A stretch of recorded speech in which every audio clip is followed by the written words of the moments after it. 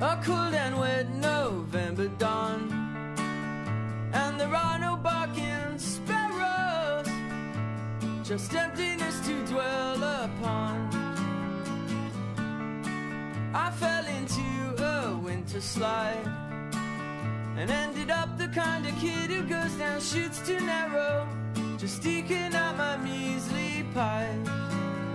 But I learned fast how to keep my head up, 'cause I know there is this side of me that wants to grab the yoke from the pilot and just fly the whole mess into the sea.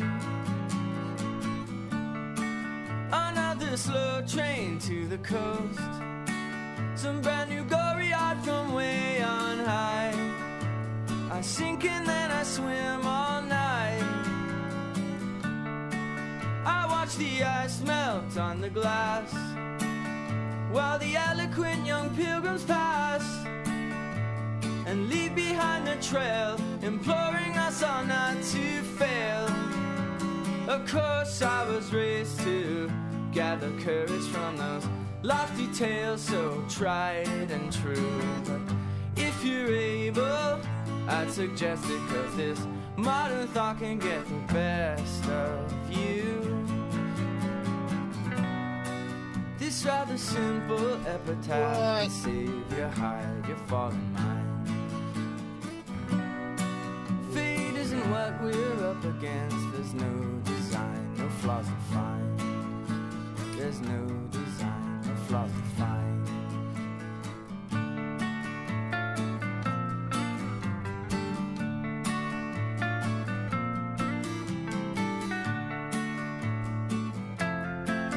Word. Hello, beautiful people.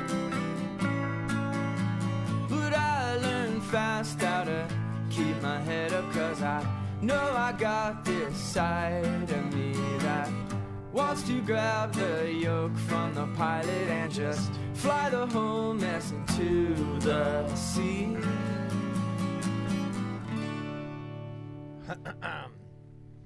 You sure you don't want to be a vehicle of any kind?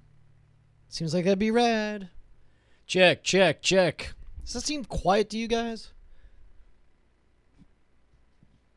Hello, hello, hello, hello. You guys haven't heard Young Pilgrims before? I'm saying you guys. When one person was like, what is that song? That's the Shins. Might be one of my all-time favorite songs. I don't know. From Chutes Too Narrow. I'm trying to call Andrew Main, but it keeps on hanging up on me.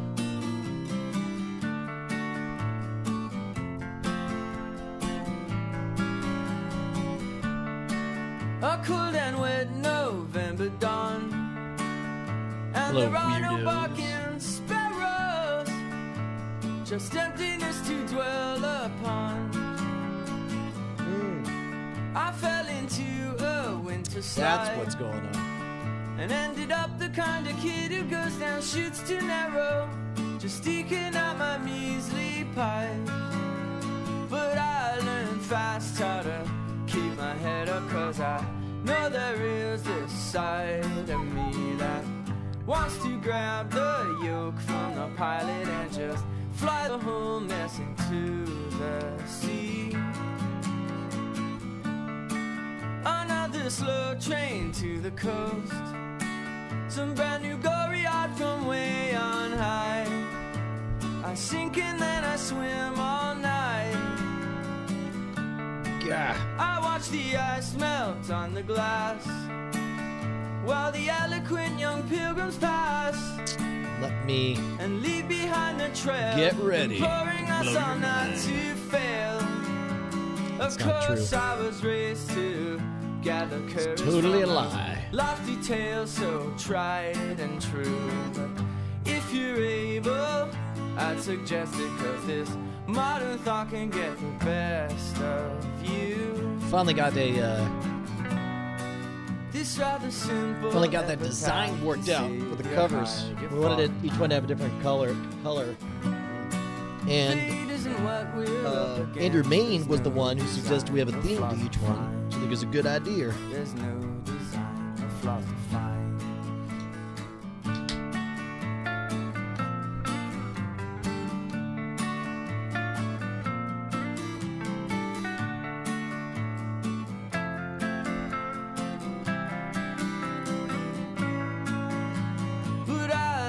fast. check in on Keep my head what up, Ender 'cause I means. know I got this side of me that wants to grab the yoke from the pilot and just fly the whole mess into the sea. Bling.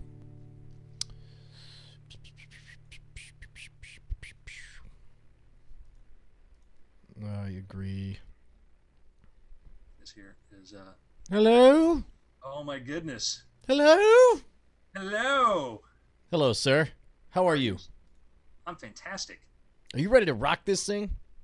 Yeah, we're still waiting for, what's his face? Yeah, well, if you want to hop on, we could go ahead and start you and me, and I'll go ahead. I mean, if you want to do it over Skype, and I can start up the Yeah, pre-show sure. with the two of us. When it's interesting when give up this audience of 35 precious people. they can come on out, they can come over, have a big party. All right, so we'll put Justin TV up there. Yeah, Let me just get this up and ready to do so it'll be a seamless. yeah. It'll So be, I figure what we'll do is we'll embed the Justin TV feed to Weird Things, because that one doesn't go down even, or usually doesn't go down, or even if it does go down, it reestablishes contact with itself, right? Whereas the Hangouts, you have to start a new one every time you get some kind of earthquake. Hey, did you hear that some video games are being announced? video games. It's got to be funny for somebody who doesn't play video games to just see all of the Twitter sphere. What's funny is I was actually thinking about the whole E3 thing, and I'm sitting there going, I'm reading some of the coverage of E3, and I see I'm more fascinated by the video game industry than I am by video games. Sure. That's kind of my thing, and I've got my little consoles and stuff over here and all that, but it was one of those things I'm going, man, am I getting old or am I getting out of touch when I realize that E3 is here again? Yeah. Oh no, where it's just like this fast, and it's like, Yeah, ah, and crap, so I'm going, again man, already. Am I that old? Or I'm like, did we just have an E3? What's with this E3? Yeah. Yeah. All right, give me a moment. I'm gonna pour all these down the toilet like they're bad heroin. No such thing as bad heroin. Yes, there is. Black tar. Give it to your enemies.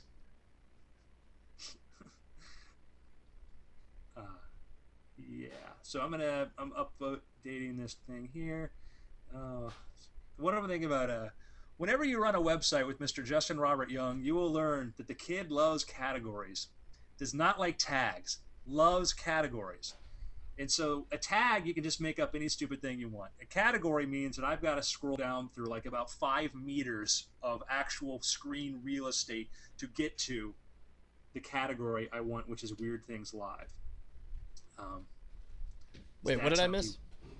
I was just explaining to my dwindling audience here that with Justin loves him. He does not like tags. He loves categories.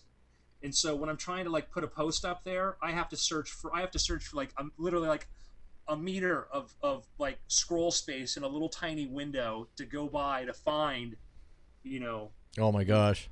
And I mean, it's like, we've got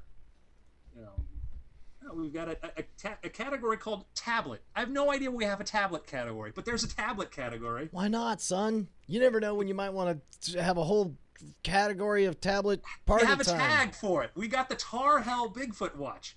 Tar Hell Bigfoot Watch. I don't know what that is. There's a category for it there. Touche. Tear Up the Town. We got zombie and then zombies. Okay? What if I have a zombie? Zombie tag. What if it's a zombie outbreak and there are multiple zombies? Zombies. This is all right. Berg. We do have a Spider-Man tag, and I will not argue about that. We have. Do you want a Jesus tag? Sure. Want a Jesus toast tag? I want a Jesus category, bro. We got a Jesus toast category. Jesus toast, of course, because he's always showing up in toast. Yeah. So, yeah. All right, here, I'm going to drop out of this Hangout so I can start the other one, and I'll call you on Skype. All right, let me load Skype up. All right. All right, everybody. See, he's gone. See what I just did? I need to get a table. One that won't do this.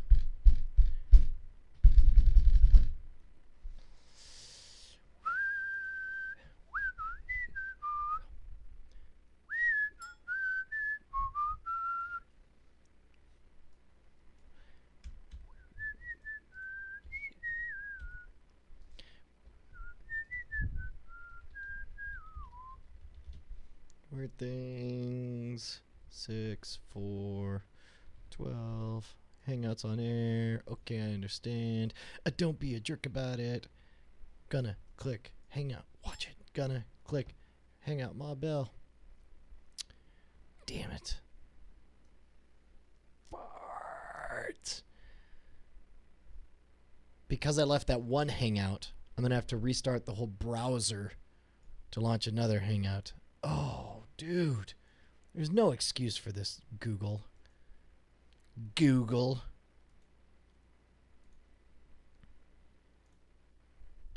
So now I gotta start all over from scratch. Go to plus.googs.com. Then go to Hangouts. Then go to Start a Hangout. And I don't get to find out if this is going to work for a while. I'm going to do, oops. Weird things. 6, 4, 12. Copy. Hangouts on air. Yes, I understand what it means to hang out on air. And it does the wrong thing again. Dang it.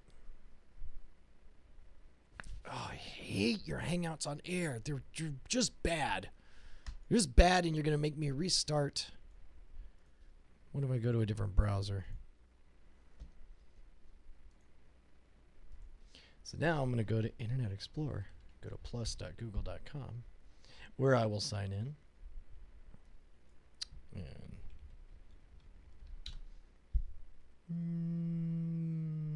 Hangouts. And again, I'll start a Hangout. And again, I will name it Weird Things. 6, 4, 12. And then I'll enable Hangouts on air. And yes, I'll say that I understand that. And again, it won't work. I'm going to have to restart this thing, aren't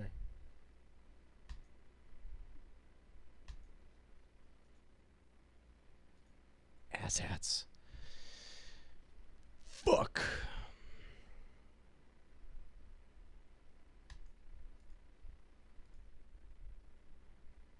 Yep, I'm going to have to restart this. Wait. Unless. Perhaps. I don't know if it's... Right now I'm just looking at a frozen face. It's very weird. Check, check, check, check. Don Runk wants to know where Blackwater came from. Came from the Doobie Brothers, bro. Damn it.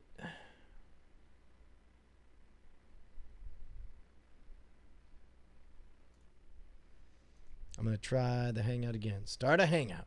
Again. And then beep, burp, beep, burp. Hanging on air. Yes, I understand it. Yeah.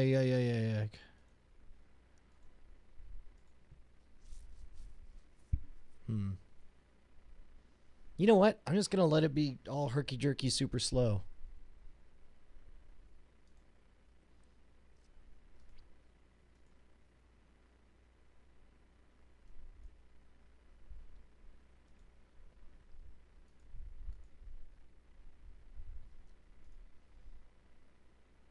Yeah, we'll just have to be herky-jerky here, because at least it'll work.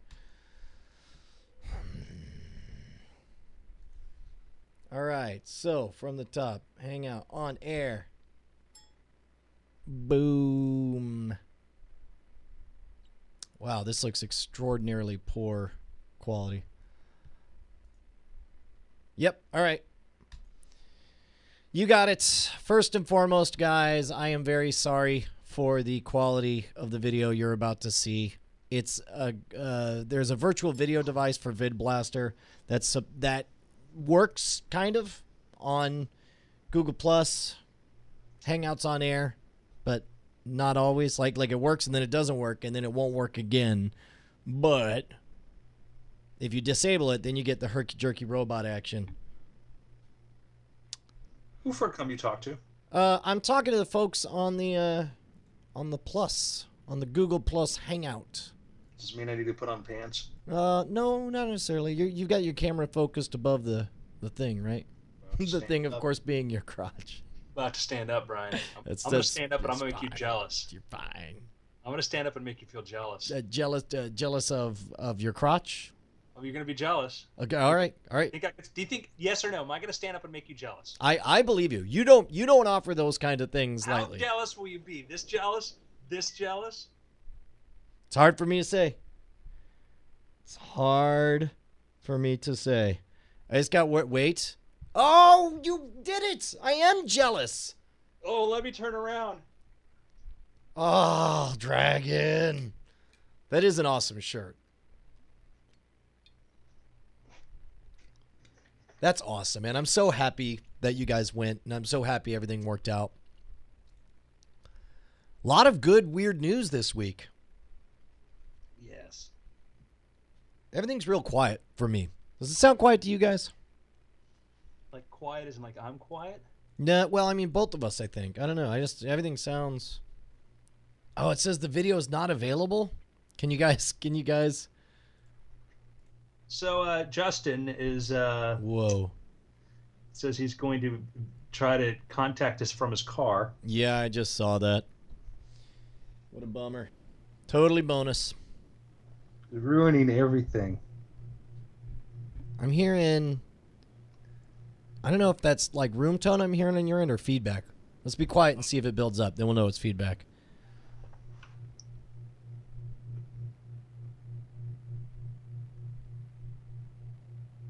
Do you hear that? No. Do they hear it at home? Old man Schwartz gone crazy. All right, so question. Is anybody in the chat room watching this right now as on the Hangouts on Air? And if so, how does it sound? It doesn't matter if it looks bad. I understand it's going to look bad. Yeah, do you have a fan going right now? Me? Yeah. I have a... That's probably the other Mac here. Okay. It sounds okay on Google Plus, they say. All right, well, fine. We'll let Google Plus ride. Kuhan is watching for the first time live. Kuhan. Yeah, and again, I got to apologize for the quality of the... Oh, what if I tried switching this now that we're live? Wonder what would happen. Is this any better? I bet we're just frozen now. We totally just frozen? We'll get it from the chat room here momentarily. Momentarily. Yeah, I wonder what's up with Justin's travel plans. We moved to friggin' the Bay Area. What do you think happened? Well, no, I mean, like, but he also picked the time of the show in an earlier time than we usually do. The kid, God bless him, has never had a grasp of time and moving to a place. Oh, I'll tell you what, I'm going to get this out of my system right now before he comes on air. But like, it's that overbearing optimism and that utter inability to understand that things can go wrong and stuff can get delayed. Like when we just like it drove me nuts. I was just like, whatever. Look, man, let's get a venue and South by Southwest will be awesome. Well, I'll see what the big deal is. Why are you freaking out about it? And then, oh, that's right, you were there. Were you there for that? No, it was Brett was there. It was me and Brett were freaking out like, we're not going to get a venue in the middle of South by Southwest. And the pisser was that we totally did, and it was in the middle of 6th Street, like in the perfect location. That's what pissed me off, is that it turned out that he was right. Exactly. I was in Vegas once, and I had a friend of mine's father was this hippie guy, real hippie, happy-go-lucky, diametrically opposite me in a lot of ways, politically, whatever. You know, guy was just kind of drifting in the wind. Comes into town, barely got enough gas. He and his wife and his kid are there. And he's like, you know, it says, I go meet him over at, because I'm working like Penn and Teller time. And I go meet him over the Excalibur. He's like, how you doing? He's like, hey, can I borrow $40? Can I borrow $40? I'm like, sure. This is Walks over to the slot machine. I'm like, dude, I that's to help you. What are you doing? What are you doing? Boom, $100. what? And so he just hands you back the $40. No, he didn't hand me that. No, of course not. But, and I'm like, go learn your lesson. Go over there. Go ahead, pull it. You'll learn. Then you'll owe me money. Oh. So, man, I kind of want to start talking about just the news, the weird that happened this week. Are we going to talk about my favorite photo ever that I've ever seen in my entire life? I don't know. What is it? Don't tell me. I mean, don't show me. Tell me. Oh, a beloved member of the family. Oh, as long as it's not like a guy getting his face eaten. No. Okay, Have you not seen it? no. Okay. Hold I don't think I've seen yours. on. Hold on. Talking about this right here. Oh yeah, that. I cannot get enough of that. And what I love are the people who complain about it are like, well, that's just disrespectful. I'm like, disrespectful to a cat?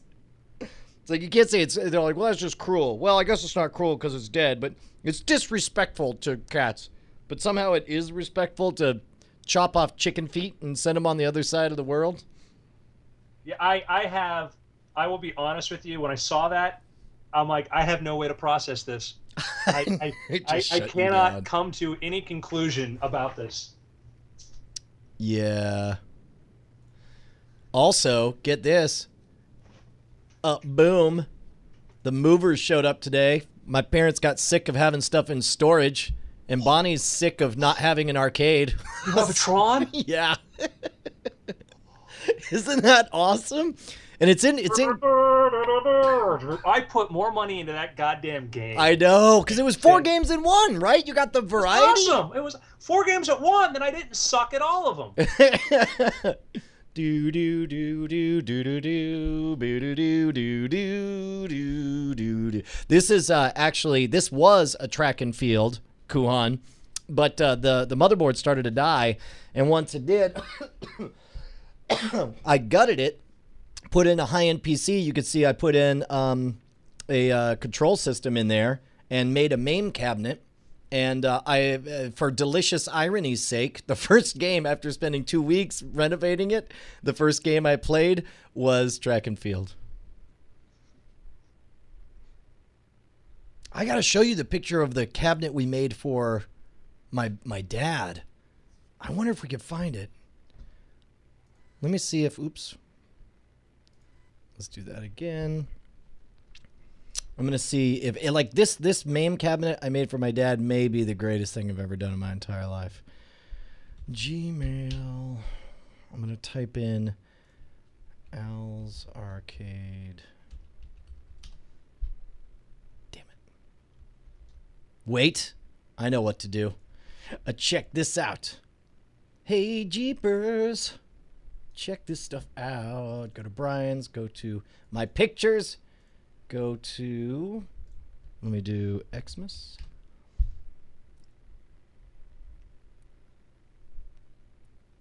That's Josie's birthday. Xmas 2006? No, it would be before that. It would be Xmas 2004. That's what it had to be. Yeah. All right, couple things. Couple things I want you to see here. My parents lived on the Gulf Coast. 10 minutes from the Gulf of Mexico, right? On the Brazoria River. And Christmas Eve, 2004, which was Penelope's first Christmas, take a look at what the weather was. This is, and it's perfect because I captured the date on there as well. Christmas Eve at 1 a.m. or midnight, Christmas Eve, it is snowing one place in the entire goddamn United States. And it's freaking this, right? The next day, there's my daughter in the. Oh, that's safe. I didn't run it. How do I know that? Okay, so there's Penelope in the thing. Let me get through all these baby pictures and stuff. Let me get down to... Well, there's some pornography for you. There's dog porn. Man, all my dogs are dead. These are old dogs. Pepper was the best dog I ever had, and then he died. Hey, Justin, how you doing? Hi. Hello, sir.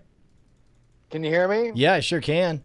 Hold on. Let me get... I'm showing off this bizarre white Christmas that we had, but mainly because I want to show how this same trip we built my dad an arcade PC.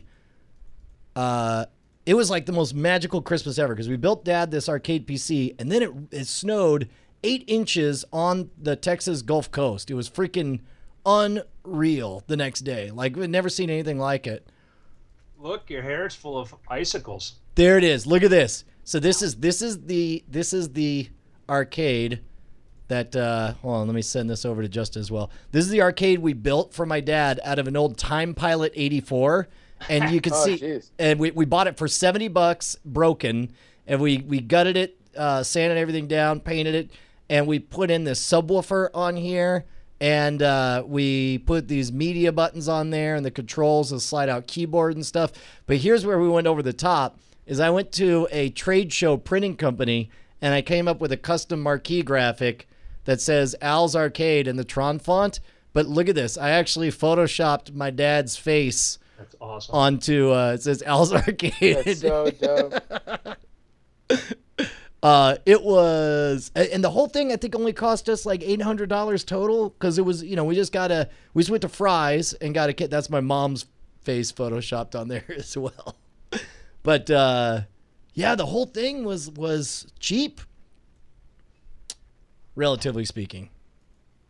Hey man, how was your first Go game, Justin? I don't know if we got a delay now. Yeah, or- for like building your arcade. On the first one, but I wouldn't I didn't hear get a anything. better handle on how long things took. God damn it. Can you hear me? Yep, I can hear you. It might be worth it for us. We could just put up a picture of you if you want to go audio only. Yeah, that might be a better way to go. Hold on. Also, like, I'm trying to load like web pages, so like hopefully when that's done, Sure. I'll have a better thing. Hey, well, so I'm sorry I couldn't hear you. How did you say your first Go game went? I was gonna use. I have read my file. You there, bro?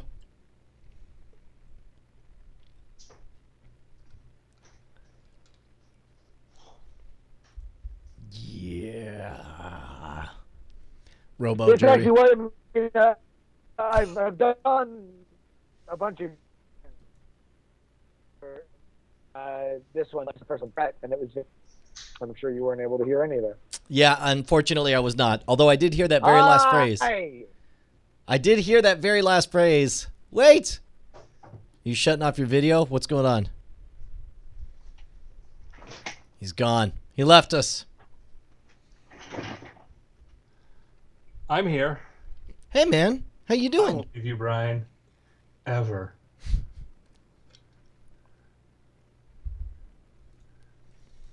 So, let me pop this open. Oh, I'm so glad that I got to show off the Al's Arcade. I can't believe I've never shown it off. I should actually shoot a little video of it and post it to tell everyone about totally. it. Make a little video. It was get- so much You fun. get Bonnie to pose next to it too. That's right. It's not weird. It's not weird. You know It's where I want to natural. go with that, to be honest with you. That just It's totally cool. Be cool. hey guys, you can like video games and get girls. Like And my get them pregnant. wife. Trying to see if I have any more awesome photos to show. Gigaloop says you did show it on a random late night live stream once when you're wandering around in the house in the middle of the night. I think I showed my arcade PC, which is not nearly as cool as the one we made for my dad. Sick burn, Giggle Loop. Hello. Ah! This hopefully should be a little bit better. Oh my gosh. I'm only going to be able to roll voice only, but I'm just going to go off my phone. Sure, you got it, man. How far up are you from home, or what's the story? I'm like a solid half hour, 40 minutes from Oakland. I wound up having to drive Brett to his friend's house, and that was a solid 40-minute detour that I was not expecting to take 40 minutes. No worries. Gosh, they should get the word out about Bay Area traffic. Yeah, I mean, I all I'll say is that you said enough. You and Brett. What more do you need to say? Oh, I think that's actually a very good point, because that's basically what happened. Is I'm like, hey Brett, do you think after the Go game I'll be able to make it here by 6 o'clock? And he's like, sure, you should be able to do that. And then I'm like, wow, that fucking... You should is in a perfect world. Yeah, you should be. Well, he's like, that's the thing is I'm like, man, Brett did tell me that I'd be able to do this, and then I'm like, you want to know what? Brett told me, and that really says everything that it needs to do about time telling. Hey Brian, I want you to name the two happiest go lucky guys you know. Who are we not gonna have plan the NASA mission? Tony Stark and Brett Rounsonville. There you go. Hang on, let me get. Do you have a preference on your file photo here, Justin? Probably Chewbacca. the worst one. Let's do Chewbacca. Possible. The worst one possible. The herky jerky Sasquatch. That one. Sure. All right. So I like the video quality I'm getting out of this little camera better than what I was getting before. Yeah, what are you using? That's a nice one. Coffee can, some little pieces of salt. You're doing that thing with you have a rubber band, you twist it around, and it moves under its own power. Yeah. Can I tell you? I'm such an idiot. I'm about to pull the camera down and put it in front of the eyesight. To show Here, yourself. Brian, see? This is the kind it is. Oh, I got to say, for half a second, I'm like, oh. Let me just. Why for come not work? Oh, blargity, blig blarg. You have Justin Robert Young Day? Let's do Chewbacca. Let's put a Chewbacca image up there. All right, done and done. I think there might have been. That sounds familiar. Justin Robert Young Day sounds familiar. Oh, Yeah, that was an that's iTrix Chewy. thing, I think. All right. People are suggesting I use a Skittles GIF. Oh, the Skittles GIF is pretty good. Yeah. All right. So, you guys ready to get started? Yeah, let me quit Twitter forever. All right. We might, folks. We might have one more sponsored spot available. Oh, sponsored spot. Are they $100 yet? No, they're not. Yeah. They're $90, right? Well, $90 would be a steal. I mean, we couldn't afford to even operate at $90. Let's be realistic here, Andrew. Yeah, I mean, we could be renting out our bodies as high-priced male whores for a lot more than that. Oh my God, are you kidding me? We'd have to do things. I'll tell you what. I'll tell you this much. There exists video of me snorting an oyster in my nose and being able to swallow it afterwards. And I will release that video if we get another sponsor right now. Well, we might have already Sponsoring sold it. I but he cannot doesn't load release it. this stupid thing. You cannot load this stupid thing. What's the matter, McFly? You need power. So, you know what? I was going to start making predictions and jokes about how long until you and Brett are at each other's throats, because he's an engaged, about to be married man, and you're living with him. He's like your only constant friend who's there in front of you all the time, and you're working with / for him. And I would be like, there's no human who can deal with that. And then I remember the situation that you just left for the last 4 years, and then you guys clearly got along for that duration. We didn't live together. We're not Siegfried and Roy, Brian. You practically did. You shared a warehouse together, and you frolicked around. I never went to the warehouse. You never. You're like, I don't even know where it is, to be honest. That only happened once. Hey, I got a question for you guys. Okay. Yeah, by the way, folks, we do have one more spot if you would like to get the spot. Real quick, on YouTube, there's this footage of Richard Dawson. One of the few times he lost his cool on the match game. It's kind of messed up. He gets mad. He wrote down the wrong word, and he kept insisting he was thinking of the other word. And then there's this moment where he grabs the host microphone and stuff. But the significant thing is I'm looking at this host, and if I'm not mistaken, it looks to me like do either of you guys watch Sons of Anarchy? I'm sure somebody in the chat room does watch Sons of Anarchy. Up to like almost into season 2. Okay, all right, good. So tell me, this game show host, not Richard Dawson there, but is that the sheriff? No. Wait for it at the end. Hold on, wait. Let me show you to him, or show him to you. Yeah, when he's not smiling, he does this hunched over thing. No, the sheriff, he was also in Deadwood. He's actually like a British actor. What? He's British? That show is filled with Brits. Wow. I see Who is he the on similarity Deadwood? you're talking about, but no, I forget the guy like Charlie Unger or whatever. He played Yeah. Yeah, Charlie Utter. The questionably corrupt cop. Yeah, no, the guy that plays the cop, he was actually like in like the Vietnam War and all that, but he was like from Britain. You know, the son of Son of Anarchy, he's like from Newcastle. He's another Brit. Look at the way he's. Oh no, I see what you're saying. I see what you're saying. You know, that's like Gene Rayburn or whatever. Okay. Hey, by the way, I've got if I can channel Dan Savage for you right now, Sons of Anarchy, it gets better. It gets much, much better. Okay. Now are you going to start yelling at a bunch of 15-year-old Christian kids? Really, you should watch Sons of Anarchy. Oh, I'm sorry. You're like, no, seriously, everyone does have their own viewpoint. No, they don't. Sons of Anarchy is the best show ever. And like, yeah, Sons of Anarchy, it's fascinating is like the guy who does the voiceover. Do you know who that is? The voiceover. You know, like does the voiceover, like whenever they read the book, you know, the book. Oh, yeah. The guy playing the dead father, basically. Yeah. Yeah. No, who is that?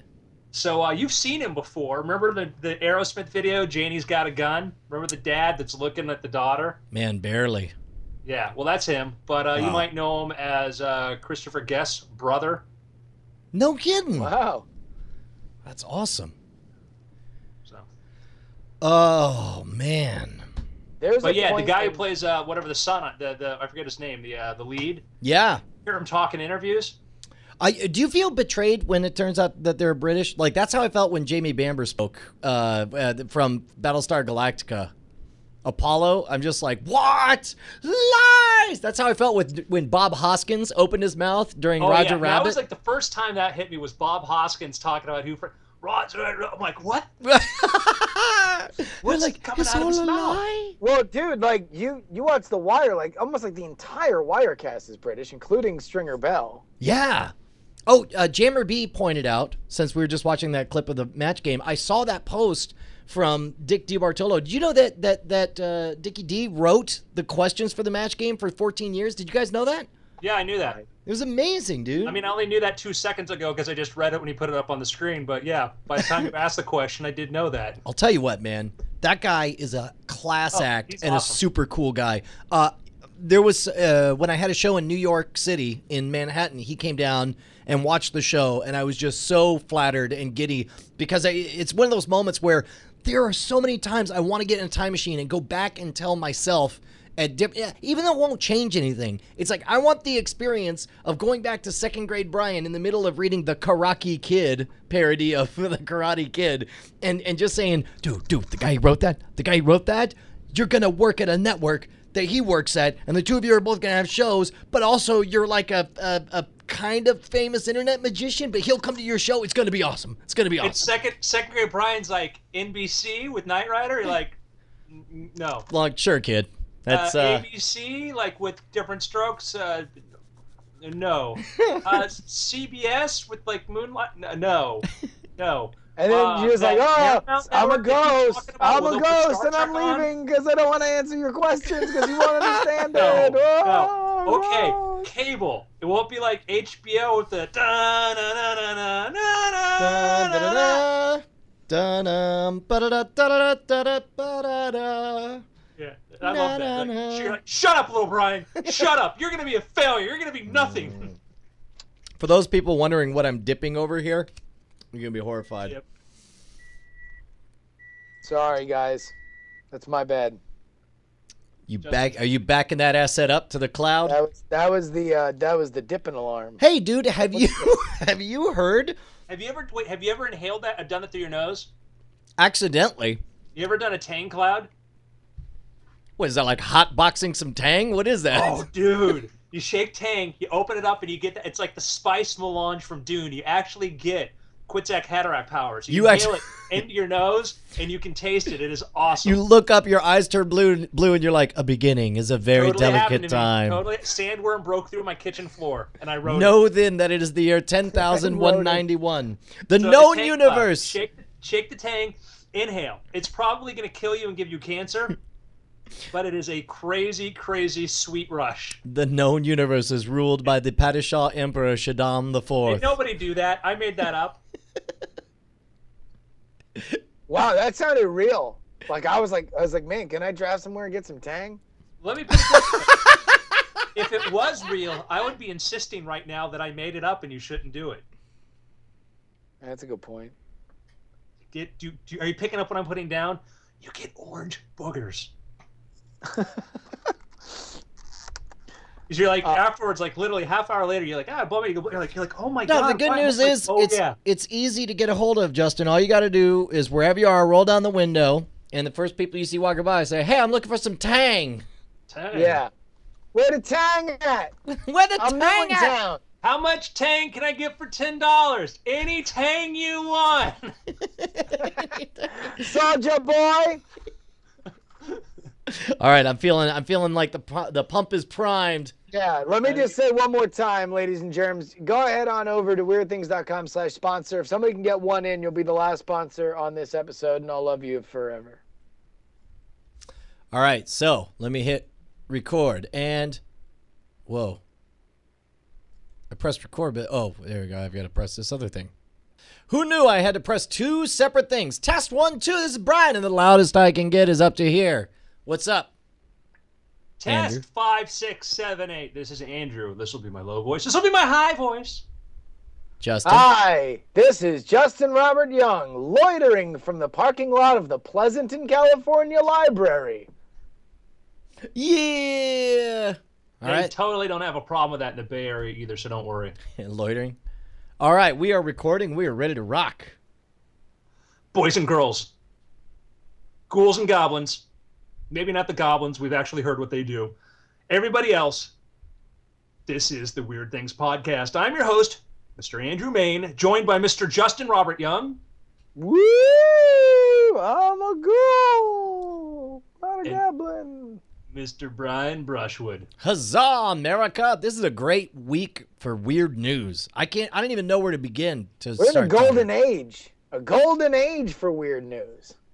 The weirdest of weeks. It was the weirdest of weeks. It was the most normal of weeks.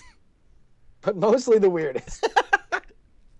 So, we're going to get started right off with a Spiro and the Fudge. Yeah! Whoa! On the case. All right, now here's the thing. Before we get this scenario going here, for those of you who don't know, Spiro and the Fudge are they're the investigators. They're the super cops of weird things. They're the ones I send in when I have the case so hard to crack, so hard to figure out what's going on. Listen I up, use Chief. these imbeciles. to Listen figure up, out- Chief. Me and the Fudge, we get paid by the hour. Can you step this up a bit? Come on, let's get going. Yeah. All right, Just before I for call people you who haven't in, listened, the Fudge is kind of a by the book cop, right? and Spiro's a bit of a loose cannon and might have a little bit of a fondness for his partner that goes beyond a fraternal order of police. So, here's the deal. Right now, I want you to know, I want us to know, I want the audience to know, you guys are working on a cover somewhere. You're working like a separate case that ties in together. We'll start off with Spiro. Yeah, what's up? Where are you working right now? Where are you undercover? What are you doing right now? Just answer me one question, boss. Take a look at me. Am I wearing blackface? No. That's right, because that would be racist. Instead, it looks more like a tan shoe polish. You might be trying to pull an Ashton Kutcher. That's just it. I'm infiltrating the Tanning Society of America, trying to figure out why they love damaging their cancer cells and getting all brown town. So, like, when you show up to tan, are you doing like full naked tan? You know what? I am, but I put those little like Playboy bunny stickers right on above my crotch, so that I get the little white tattoo there. So, like, all right. So, you just, I'll be the tanning salon operator. I want you to walk in, and you're gonna try to just start off. Sure. Hello, Governor. How would somebody from Cuba go about getting a massage tan? I assume you want the naked tan? Sure. Righto. Okay, we have a room where you can take off your clothes. You don't actually walk in here naked. It's efficiency, mate. Read just-in-time management. It's efficient all around. A Cuban like me ain't got time to be taking off his clothes in rooms alone. Meanwhile, the Fudge is working By the way, what case? The book for this case is called A Cuban Like Me, a Spiro and the Fudge Mystery. So meanwhile, Fudge, where are you working? I'm running down some check fraud, but as it turns out, there's a money laundering ring being executed by a group of profiteering young brownie scouts. That's racist. All right, so are you in disguise as one of these? Well, no. What I decided to do is because they sell the cookies, so I decided to take the police standard van. But I stripped all the decals off, so it's just a big gray van. I shaved in a mustache, and I'm only wearing a sweatshirt and sweatpants, and I'm just rolling up to them and asking them if I can please buy their cookies over and over and over again, like even after I buy them a couple times. And I want to see if they'll keep selling them to me, even if I pass them phony checks. All right. Sounds moronic. Perfect. Both of your phones ring at the same time. Party Rock is in the house. Holy, hello. Gentlemen, I've got a case for you. What is it? Well, the details are kind of sketchy. We've got what may be a homicide. All right. In a forest. That's my specialty. That and suicides. It's a homicide. It's in a forest. I need you guys to go there. My middle name is Forrest Homicide Spiro Fudginston. Wait, hold on. I got to work with Spiro? There's no way that I am getting back on a case with that home. Fudge. Wait, Fudge. hold on. Fudge, I'm on the line, bro. There's no way that I'm working with that homeboy again. Listen, I had my last name changed to Fudginston since last time, and I'm ready to rock. Plus, I got a sweet tan. Did you convert? I converted to smooth, dark brown skin. I'm an olive Cuban, mate. All right, jump cut. We're in the forest. There's a dead body there. It's a bit decomposed. It's my eyesight's a little bit bad since I left my eyes open the entire time I was in the UV tanner. It's hard for me to really see what I'm looking at. Is this a male or a female there? It's a male, and you're still wearing your Speedo from your tanning, by the way. You're lucky I'm wearing that much. I pulled it down a little bit so you can see just the Playboy Bunny ears poking out. Like maybe there's something going on downtown, if you know what I'm talking about. But the thing is, it's like it's upside down, so it looks like the Yellow Pages' fingers doing the walking. It's one of those Speedos though, where like the side edges are like clingy and like come up halfway up his Yeah. abdomen. Yeah. So it's almost more offensive than if he just had his junk out. Well, and it's really a shame because part of my undercover character is I eat a lot of donuts. So I'm not really in my best shape right now.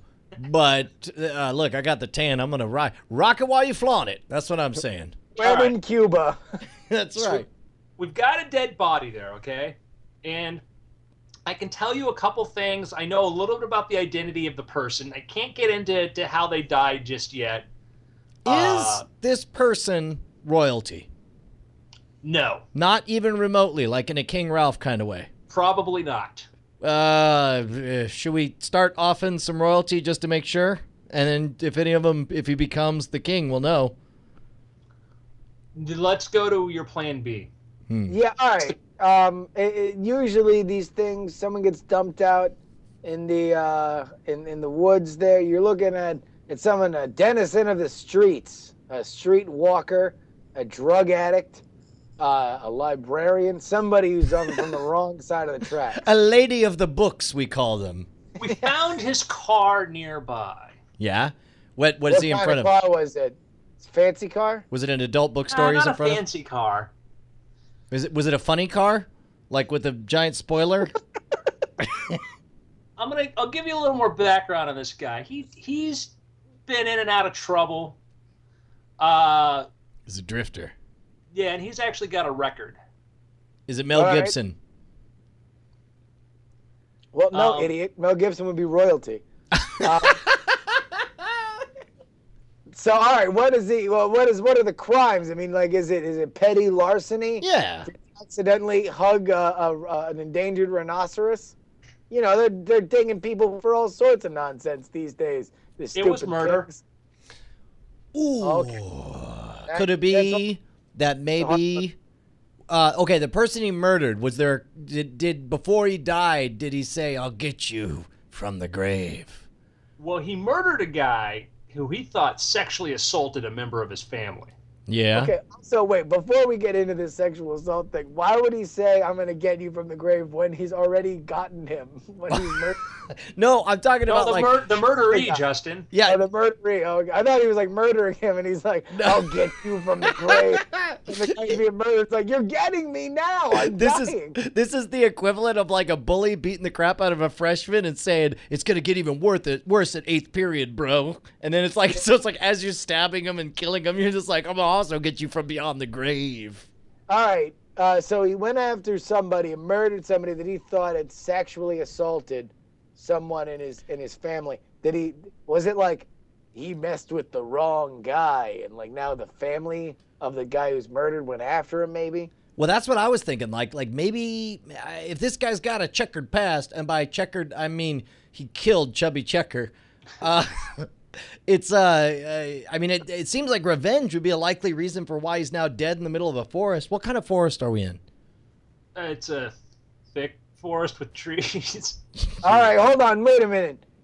We're in a thick forest with trees. He killed somebody that he thought sexually assaulted his family, and now we can maybe build a little web here if it was a family situation. Was the person that he murdered either an elf or a dwarf who dwells in forests, which is why he's found here on home turf? See, Fudge, this is the crazy talk you come up with when you're thinking stuff up while I'm not rubbing your shoulders. Let me fix this for you. You got to loosen up. You got to make this simpler. Okay, give me, please. All right, hands to your side. All right, fine. All right. And would it kill you to put pants on? No, look, some of us are professional enough that we live the character. Listen up. Here's What character is this? You're not even in your accent anymore. Listen, governor. I'm gonna throw out some little police technique here. Yeah. All right. Okay. This sounds suspiciously like you're trying to tell us our jobs, by the way, which well, I, as a Cuban, don't appreciate. Hey, as your police Legendary commandant, Latin temper. maybe we do a stakeout here, okay? Yeah. 'Cause here's the question. Here's what's suspicious. You got a body on the ground, a dead body. It's the best kind of body if you're going to be just a body. You've got his vehicle. It's not in his vehicle, and he's dead. What kind of vehicle is it? It's not. All right, I got a theory I'm working right now, this angle. the vehicle, by any chance, is it a Batmobile? No. Well, there goes that. Okay. Yeah. So there is the possibility that they know that this guy did not voluntarily leave his car and end up where he did. Did he? So he was brought out there in his own vehicle. Is it his vehicle? It's his vehicle. All right. So somebody put him in the car and said, "Hey, Mister, we're going to blank forest. You better drive, or I'm going to kill you." And then he went out there, and irony of ironies, he got killed anyway. Well, all right. So tell me this: the car, is there anything unique about it? It's just a plain Jane. Maybe it's not a van with the decals ripped off. No, it's like a truck. plain It's like Jane. a regular, just sort of beat up old truck kind of thing. Huh. Ford plain Jane. All right. What about? Are there any tracks? Sign of a struggle? Did he walk out of his own accord? Kind of hard to see the tracks right now. A It little was bit a of snow on truck, the not ground. an Accord, Brian. It's a Civic. Okay, man. Help me out physically. What color hair? Can we? I assume. Like, how did he die? Well, all right. Is there blood hold everywhere? on. We know who this guy is, right? Like, what was his job? No, we don't know who this guy is. All right, let's How do we know he has a record? How do we know he has a record? Oh wait, no. I guess we should know who he is if he has a record. Like Yeah, carrying his his record. record, like in his pocket. Like, hey, I murdered a dude who I thought All sexually right, assaulted. so let's He look at gets the his evidence here. We have memoirs. the dead guy. Okay, Yeah. his body shows some signs of trauma. Yep. He's a convicted murderer, second-degree murder. We find him dragged from his vehicle in the middle of a forest. Okay? Now, the first instinct we have here was he maybe murdered by somebody who was upset that he murdered somebody else, or revenge killing. Yeah, that's what we were thinking. David Can I didn't throw know. in a possibility of vigilante? Low, Like a random vigilante? a random vigilante. Wait. So you're saying it's not the family exacting revenge? It's a We disinterested. know it's not a family member who did this. Huh. Not related to the victim of the murder that he did before either, huh? No. Nope, definitely not. And the guy's definitely not wearing like bat ears or a cape or nothing. Well, no. What he's saying is maybe he got. I mean, because obviously Batman doesn't kill people; he puts them in Arkham. No, I'm talking Asylum, about the but- victim. I'm talking about the victim. Well, but All then right. Batman's dead. Are you suggesting Batman's dead? Look. You run your angles, I run mine. So far, my theory's not looking so hot, but I'm still holding out. Because I think this was like there was somebody. Listen, he's a murderer. He did time for the victim did time for his murder. Yeah, he did second degree. He did time, and I'm going to tell you now it's in Canada, so I think he did probably like 6 weeks in a. It's like the conversion rate. Yeah. It's like 2 years American. He did a 6-week stint in the minor league system of the Windsor Spitfires. Yeah, that was his punishment. Is he had to play hockey for a year. Hey, you got to play left wing now, eh? All right. All right, so I think, and maybe we're suspecting possibly this was a vigilante thing. So maybe this guy gets out of jail, and all of a sudden we're looking at him. It's not a Batman thing. Maybe it's like the Punisher, like Canadian Maybe Punisher. the Punisher. Hold okay? on, look. Can we focus? Can we get back to how he died? I mean, we got a body here. Surely, like, is there gunshot wounds? Is No, there no. No His name is gunshots. There's Sterling. violent trauma. You ready to? no gunshots or violent trauma? There's violent trauma. There's no gunshots. So you ready? I'm gonna step this up. Okay. Go ahead. Now we're doing an autopsy. The violent trauma and the cause of death are different. He died, and then the violent trauma happened to him. Wait a minute. Did he die of natural causes? Like maybe somebody found a dead body and like, whoa, free body. What would you Brian, do with the some body? people would like to think that he maybe died of natural causes. I prefer to think that the brown bear that dragged the body of the second-degree murderer from the car in the middle of the forest and devoured him was a vigilante. So you're saying that the bear was Batman. So what you're I'm saying, saying Spiro that was we on the have- right track. The bear could have been the Grizzly from Marvel Comics. Like, he probably could have been like a member of Alpha Flight we're not aware of. Wait, could it be Grizzly Adams? Maybe it was actually Grizzly Adams. No, Brian, this is a that's just bear, me. Brian. Well, he's got that bear in bed. Spiro.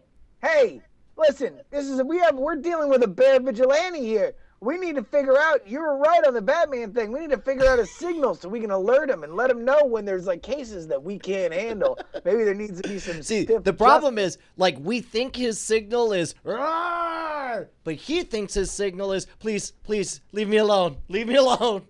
So here's the article. Canadian conservation officers have euthanized a black bear that ate the remains of a convicted murderer. So the bear matched the description of the one seen guarding a cache that contained the remnants of Rory Wagner. Rory Wagner had pleaded guilty in 1994 to murder.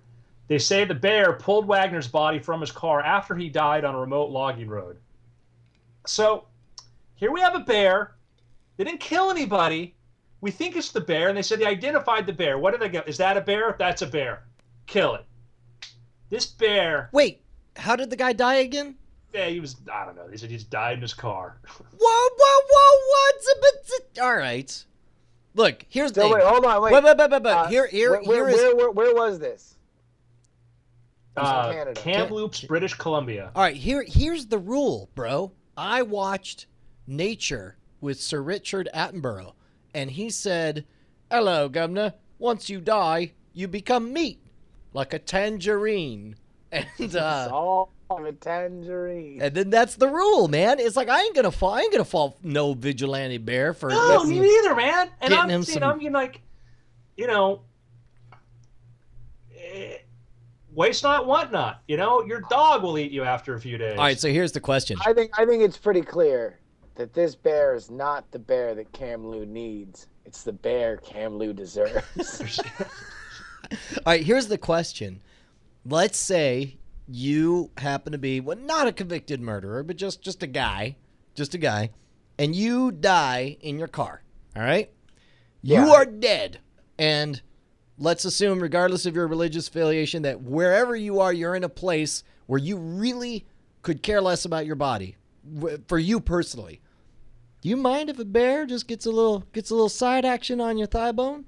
Dude, the worms are gonna get me anyways. You know, should we go around digging up worms and killing worms because they're eating? So Our flesh. okay, so we're on the same page, right? We're like, if I die, feed me to a bear, right? Oh yeah, they have a problem in cemeteries. The reason you bury, you don't really normally bury people like 6 feet under. You bury them a couple feet, but you bury them just deep enough that animals won't smell you and dig you out. Yeah. But that happens a lot. This is actually true, and like you can ask my mom or my brother. I've told many of my friends that my wishes for my remains once I pass is to get as many of my friends and family that are alive into a minor league baseball stadium, put me at center field, and then release wild animals as they devour my corpse. Oh, That's actually like something that I've told my friends and family. Okay, I have no doubt that you actually say that, but in your heart of hearts, do you really want your mom to sit there and watch your dismembered corpse be ripped apart by feral dogs? As they tear open your softest bit, they bury their face. At the same time, it's really funny. No, it's the opposite of funny. Now, I'll tell you what is funny is C.J. Johnson's explicit stated wishes that the wake begin and then his coffin be wheeled in and one paid person stand up and say, "See, I told you," in reference to late to his own funeral. Oh, gotcha. Wait, that's funnier than me getting ripped apart by wild dogs? Yes, I believe. Justin, yours, the horrific part comes first. Right. No. Well, here's the thing. Like, one is a joke that's hundreds of years old. The other is the horrific dismemberment as jackals bury their face in your butt sphincter and chew out the flesh.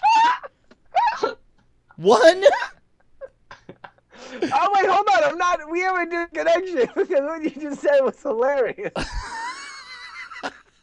You're like, you're just making my case for me, Brian. I know. Why don't you sell this anymore? All right. This is great. But I imagine it's like it'll be like the fireworks Roman games where like they come up with this really, really great idea for a game. Like, all right, we're gonna have crocodiles and we're gonna have tigers, okay, and then we're gonna have some Irish because they're not people either, okay. Yeah. And they throw them into the middle of the ring and they just sit there staring at each other. All right, so we put Justin's body. They released the hyenas, even better. and they're gonna jump into the stands and start eating all the live meat. You ever hear the story about Rand Woodbury with his cougar on the cruise ship? No. We'll say mountain lion, so we don't go to the obvious joke. So Rand used to have, her buddy Rand Woodbury, magician, used to have a mountain lion on a cruise ship, because what's better than being in a self-contained, closed environment with no escape is a ferocious, man-eating predator. Sure. Sharing that with you, okay? I'm going to write a horror novel about that one day, okay? So Rand has got this, and this by the way, this mountain lion used to belong to a drug dealer. Of course it did. Why wouldn't it? Oh, I went. By the way, I went into someone's apartment in Nashville, Tennessee, and they just had a full-on lynx. Lynx is a big-ass cat, and it just sort of just hung out right next to me. That was highly discomforting. But go ahead. Your neck, going. I'm gonna bite his neck. I'm gonna bite his neck. Hey y'all, I'm gonna bite your neck real quick. He's like, what's going on, guys? It's just a lynx hanging out in Nashville. So Rand has got this mountain lion on stage. He hops down, and all of a sudden, like the leash or whatever comes undone, and the cat goes running towards the audience, jumps to the audience, runs up the aisle, and it jumps up onto the box where the people in like an fancy seats are there, and it's like, and then runs past, and Rand goes taking off after it. Audience thought it was fantastic. Oh, they thought it was a bit? Meanwhile, great. You're like, that's hilarious. It's just like a man-eating cougar is just wild on this ship. Dude, I used to have to feed that mountain lion. God, that's amazing. It was horrifying. Rand came to me one day and he goes, listen, I got to be out of town and I need you to feed the cat. He goes, I can't ask my wife to do it. I'm like, they're divorced now. I bet he wish he did. See, that's why this is why you wish you had Justin's corpse around. You just throw it on stage. True that. So anyhow, so wanna go take a trip around the world, guys? Yeah. Sure. First, before we do that, do we want to read a real quick sponsored spot? No, we don't. Yeah, I do, because I love sponsored spots. Fine. Well, all right, here, let me it. just get I don't have halfway my through article it and yet tell anyway, me so if go you ahead. like it. How about this? All right. Conlangery is a podcast all about constructed language, from the more famous ones like Klingon and Na'vi to a lot you haven't heard of, as well as some interesting discussions on linguistic topics. Listen, if you want to be the coolest kid at Dragon Con, you're going to need to know some languages. And I'll tell you what, I've listened to the Conlangery podcast. They have all the cool contemporary science fiction and fantasy television series and movies. They all got their own invented languages. And if you're into that, there's no better place to go. So go ahead and look it up, Conlangery, the podcast on iTunes or Google. And thank you to George Corley for being our first sponsored spot for this week. If you would like to be a sponsored listener for the Weird Things podcast, all you need is $30. Go to weirdthings.com/sponsor. Hey, Justin, real quick. Number one, can you spell that URL for us? Well, it's not a URL. It is CONLANGERY. Right. Is the podcast Conlangery, and everything from Klingon, Na'vi, Dothraki. You know, there's no language that was invented. They're not talking about. This is what I wanted to talk to you about. Is my favorite course in all of the Plan 2 course I did at University of Texas was taking languages of science fiction. And at first I thought it would just be an easy pass or whatever, but then it was one of the few courses where attendance was absolutely mandatory, and it was at 8 a.m. So it was way hard, but I was like, all right, I'm going to go. It ended up being unbelievably rewarding because we learned stuff like the cop-outs that science fiction uses for language, because there is no way to take a completely dead language and learn it after the fact. That's why for years we didn't know what Greek was or how to read Egyptian, and it was the Rosetta Stone that finally allowed us to kind of piece together the beginnings of it. The actual Rosetta Stone, kids, not the software. Yeah, exactly, Yes. right? There's a reason the software is called that. But there's cop-outs in science fiction. For example, like in Dune, Frank Herbert, because Dune is secretly just about oil, he took all the language of Arrakis, and it's just straight up Arabic or Aramaic or whatever. He's it's like you hear him talk about jihad and that kind of thing. Some of the other cop-outs are, we've been monitoring your transmissions. That's why we can speak your language of English. And my favorite cop-out is the one from Krang and Kodos. Is it Krang? Krang and Kodos on The Simpsons? Yeah. Yeah, where they say, how do you speak English? They're like, no, I speak whatever the crazy England language is. It just happens to sound exactly like English. That was like in Star Trek, they had the Universal Translator. Yep. Except when they didn't have it. Right. When it hit the plot device. And then Doctor Who, why do you, why do you have an Essex accent? Why do you have a Gallifreyan accent? Yes. Yeah. What? No, it was great, and so I'm excited to hear about these guys. I'll definitely check out their thing. That's awesome. Yeah. So guys, I want you to imagine we're all at Dragon Con hanging out. Yeah. Right, we've had a blast. We don't remember some of it. What costume are you wearing, Justin? You want to know what? I'm actually going to be dressed up as Brienne of Tarth. Nice. Brian? I'm cheerleader Iron Man. It's like a sexy, sassy Iron Man cheerleader outfit. All right, I'm gonna be my Tyrion Lannister Wolverine. With steampunk, right? No steampunk. Just Tyrion Lannister. Oh, come on. Wolverine. You don't have to gild the lily, Brian. He's Tyrion Lannister Wolverine. Oh my God. I swear to God, if somebody shows up as Tyrion Lannister Wolverine to Dragon Con, I will die of happy. It would be like the two most awesome little people ever combined into one. In fact, I want to see all three of them in our panels. There you have. If you go to my website, look for Shrinker, you'll find out how to do your own Tyrion Lannister Wolverine.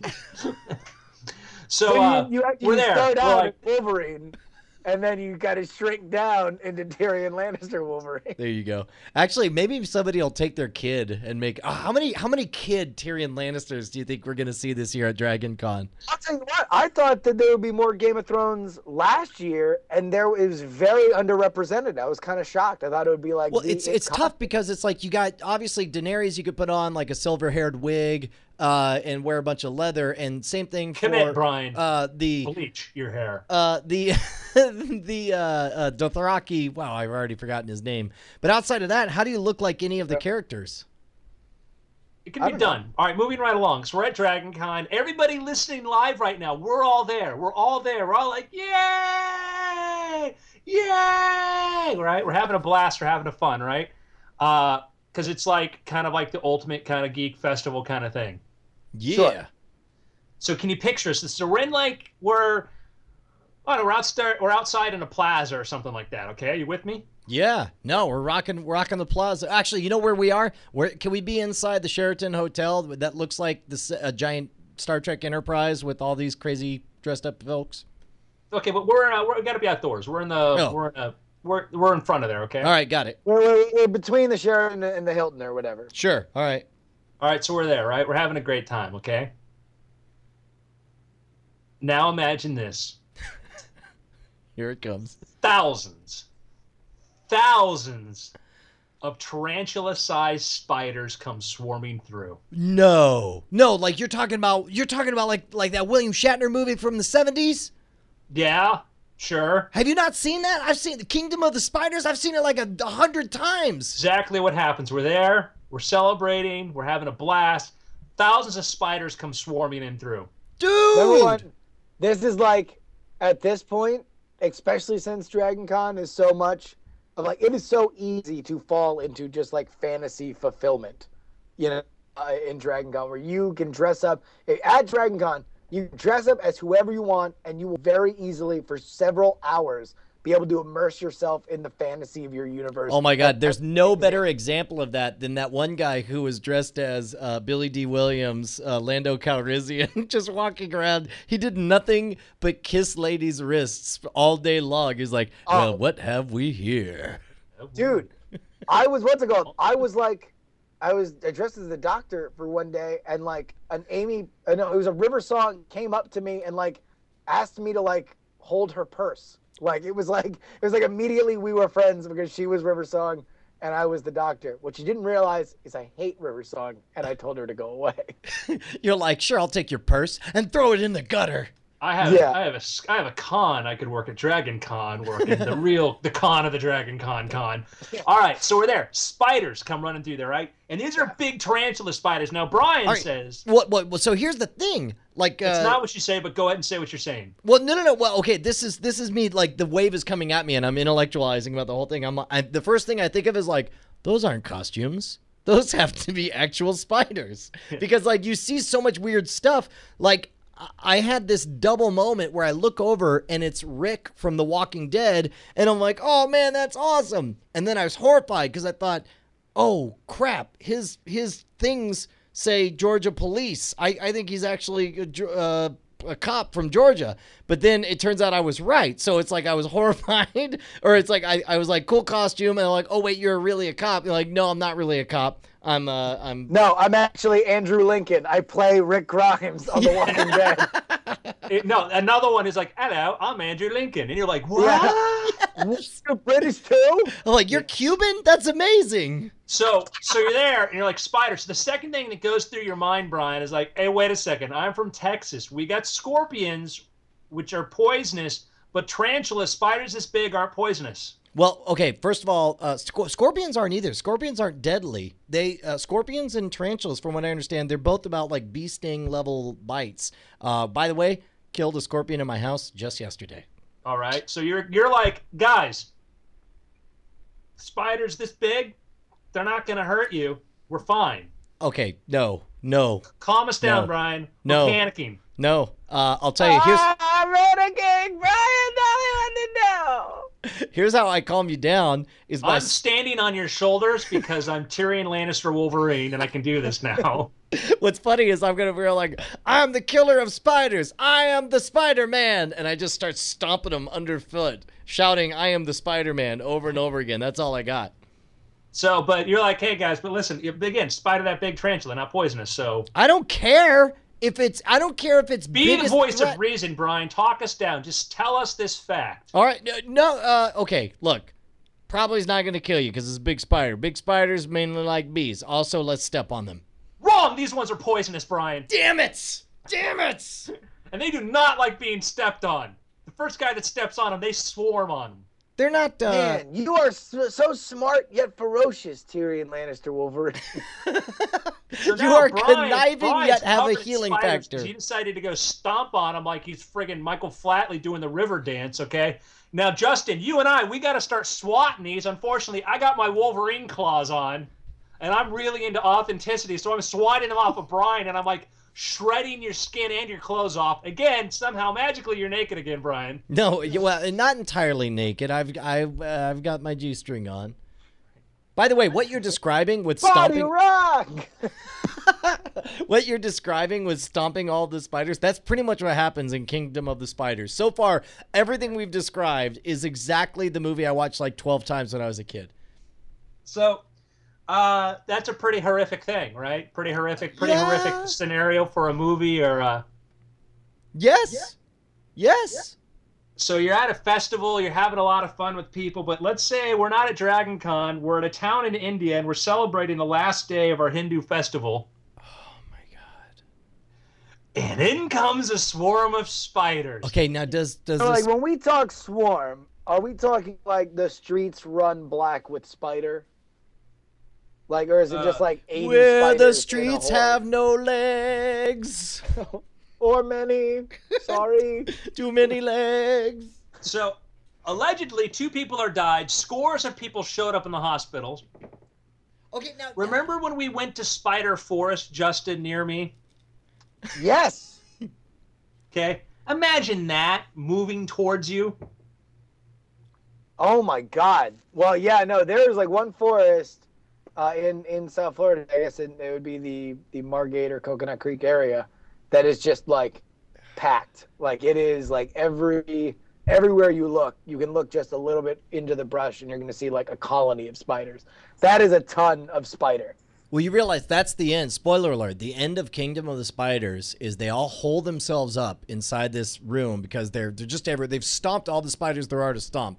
And by the way, I suspect they killed like hundreds, if not thousands of spiders because they definitely, you see living spiders and then a foot just of these giant giant tarantulas. But the end scene after them boarding up, like then they start coming in through the chimney, and then they're like, so they start a fire, and then like the next day dawns, and they peel back the boards on the windows, and they realize that the entire house, the entire town, as far as the eye could see, is encased in spider webs. Awesome. Awaiting. Oh, it's terrifying.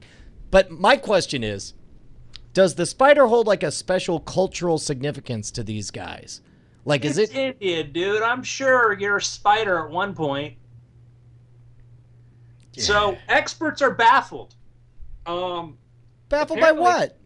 They haven't identified what species of spider. Some people are saying we think there's an exaggeration here. Some people want to spray the entire town with DDT. Yeah. Well, Uh, I mean, maybe it was just a bunch of spiders that really liked non.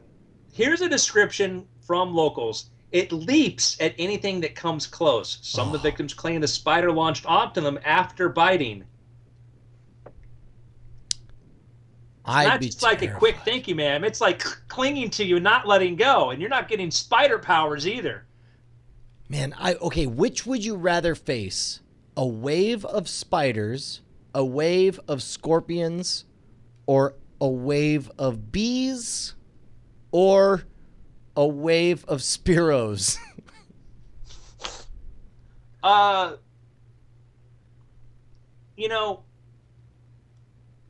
Maybe spiders. Why spiders?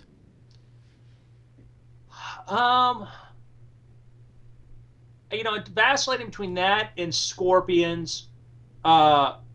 Scorpions, like, correct me if I'm wrong, but I know like the really big ones aren't as harmful as the smaller ones, but you Right. still have some kind of medium-sized ones that are harmful, where spiders, Here's the other thing in my experience with scorpions. Scorpions are super slow. They walk with some swagger, because when you got two freaking giant claws and a stinger, you're just like, I don't give a rat's ass, bro. so maybe you'd be better off with the scorpions though then, because like if you're gonna go stomping, But scorpions are but- terrifying though, too. yeah, but Plus, they got that tail, so you stomp on it and that tail swings up and hits you in the ankle, and you're like, I should have worn boots. yeah, but also they glow. I shouldn't have worn dock shoes with no socks. Those freaking scorpions. Crocs! Ah! Scorpions fluoresce, man. Like they glow at sundown. How crazy is that? That's just supernatural. Yeah. I think I'd rather go spiders. Yeah, so I think leaning spiders. Justin? Spiders or scorpions? Or I think bees. I go Or bees. or bees. Oh, no way, bees. You can't. There's no way that the aerial mobility of bees is mitigated, no matter how scary something's crawling. Something's crawling, you can hit it with a broom. You know. Yeah. But they're Uh, well. I will say. You want to know what? I kind of feel like, with the proper footwear, I'm gonna go scorpions, because like I think it's gonna be way harder for them to just overwhelm you. I feel like spiders, you can be like overwhelmed really easily. Yeah, I don't know. I don't know about that. Yeah, because the spiders, you're like, we're stomping. Like, okay, I'm at war, by the way, the spider that loves to build a web. I live in a townhouse, and I got it from the townhouse to a near tree. It's about 15 feet. There is a spider that makes a web to go all the way across there. And so I'll be like walking out, hit the gate, walking through my gate and walking the sideline. And I'm like, do. And then you feel that thing in your face. No, Yeah. it is like it's like a animal parable. Andrew and the Well, spider. I'll tell you what, though. The thing that's terrifying about spiders is Then I got to do the dance, the "Is it on me" dance. The Sure. And the neighbors just look outside and they're like, "Oh, there goes that weirdo." yeah, They that start, Party psychopath. Rock is in the house tonight. Man, I think Everybody is that a spider on my back? I think the thing that bothers me the most about spiders is their Borg-like determination to just keep on going. Like, I remember as a kid being like, I don't want that web there. Blank, blank. Web's gone, totally ruined. And then I walk back the next day, web is there again. Blank, blank. And then walk back again, and the web's there again. Like, spiders just like, I will catch a fly here. All right. Moving right along. We got a sponsor.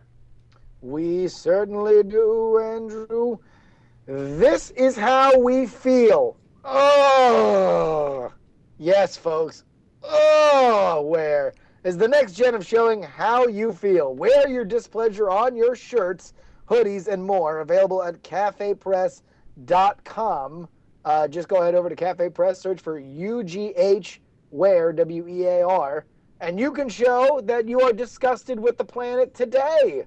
Thank you to Rob Harper of Wear for sponsoring this week's Weird Things podcast. I'm going to take a look at that. Weird, you know, the new tagline for Weird Things. Weird Things. The only weirder than the podcast are our fans. Or the sponsors. I think that's the cool thing about the sponsors. Is like obviously the sponsors are not exactly a gigantic money-making venture for us, but like I just love what our fans do. It's so amazing that all the cool little projects, and I really like that it's that the people that are really serious about it. It was absolutely awesome. Yeah. So I watched Armageddon last night. Oh dear God. I love that movie. What? It is the worst movie I ever made. It is the only movie that I rented on purpose from the rental on VHS. That's how long ago this was. I got in my car. I drove miles to be like, I want to pick a movie. And I handed over money. I'm like, I'm excited about this movie. And I brought it home. And an hour into it, I was so angry at the way it treated me. I was so angry of what that movie thought of me as a person that it is the only movie I ever rented and did not finish. Ever. You and Phil Plait. Phil Plait absolutely hates the movie. Oh yeah, no, he's made. I think that dude's paid a mortgage on how much he hates. Yeah, my only like the movie is like I went into it and I always knew like, oh, it's a comic book. It's a big comic book kind of. It's to science fiction and space what Twilight is to romance. So well, and also I think it really mattered that I saw Deep Impact before it, and I loved it because Deep Impact was. I hated. The reason I hated Deep Impact was that was the movie where like we're gonna get the science right, not like that dumb Armageddon. And I'm watching Deep Impact. I'm like, that's Deep wrong. Impact came out first. It did. Yeah. Well, they were competing. I mean, whether or not 3 months one came out before the other one, it's not like that was one the point. Is saw when they were coming out and competing, the Deep Impact producers were like, we got our science right, not like that dumb Michael Bay movie, right? And I'm watching Deep Impact. I'm going, that's wrong, and going, and it's not even that entertaining of a story. And I get to the end, I'm like, really?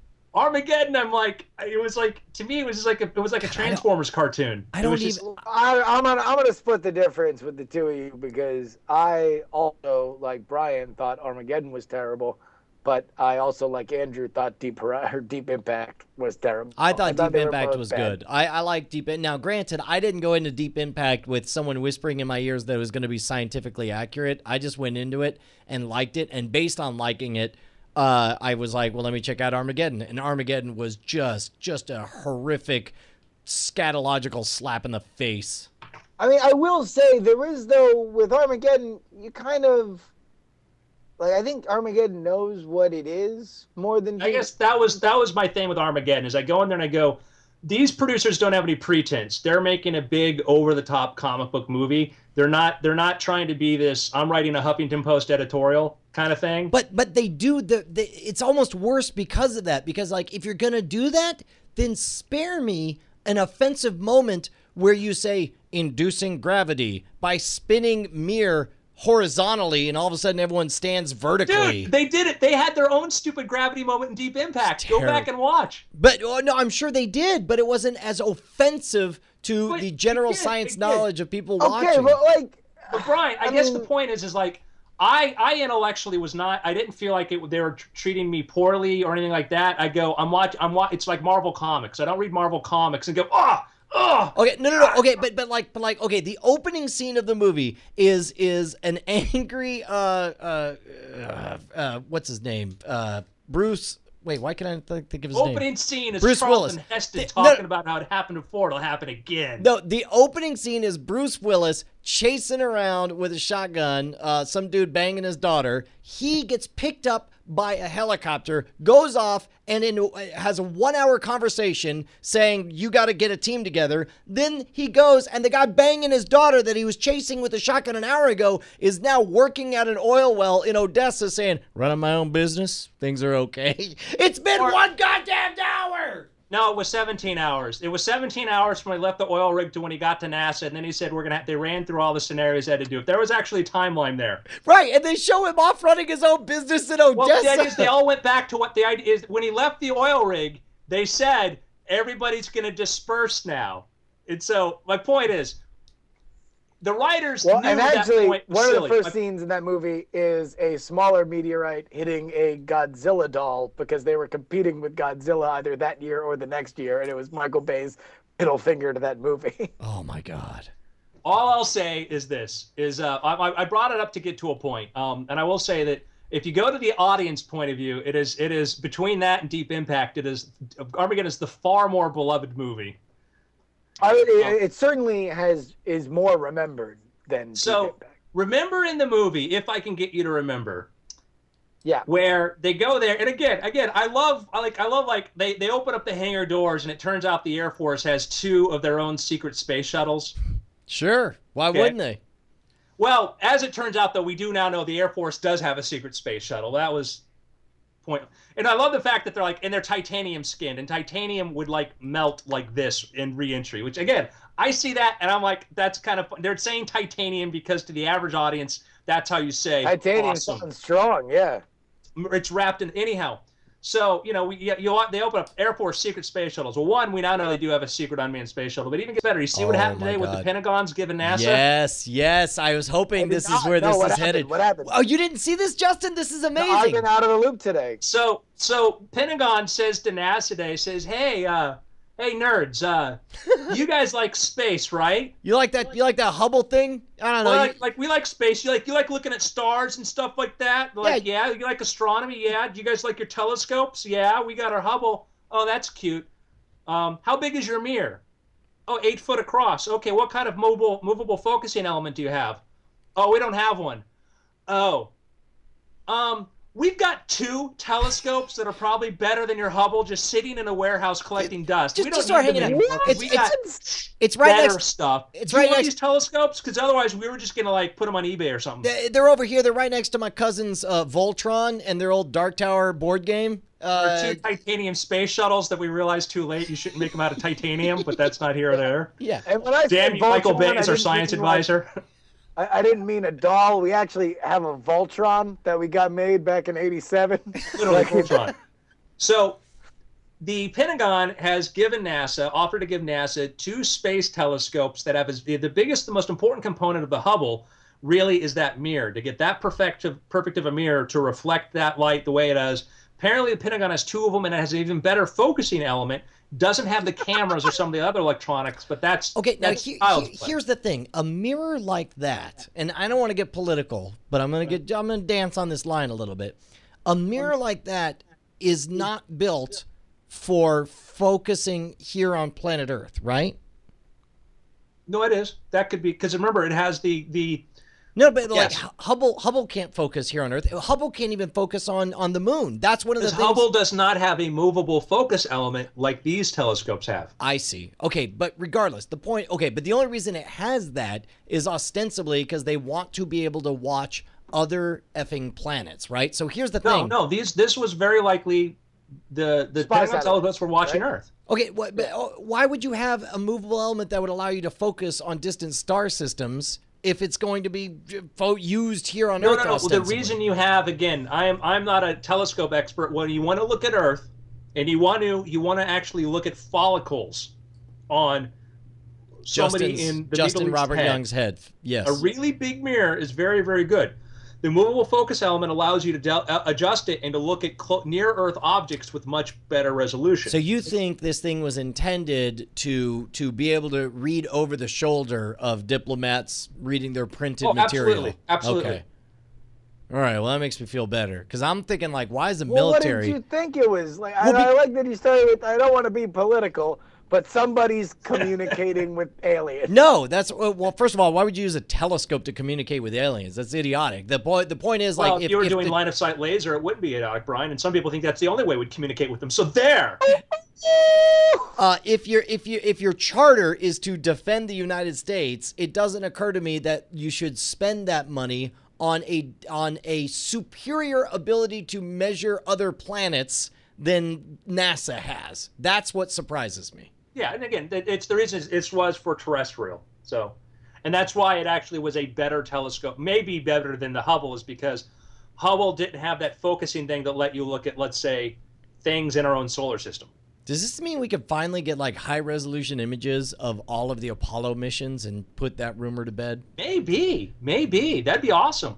The problem is NASA would need money to have to finish the telescope, to put in the equipment they need. They would also need money for a staff to actually run the telescope. And then they would need, to get them into space. Oh, if only there was a way to get stuff into space. Space Shuttle's canceled.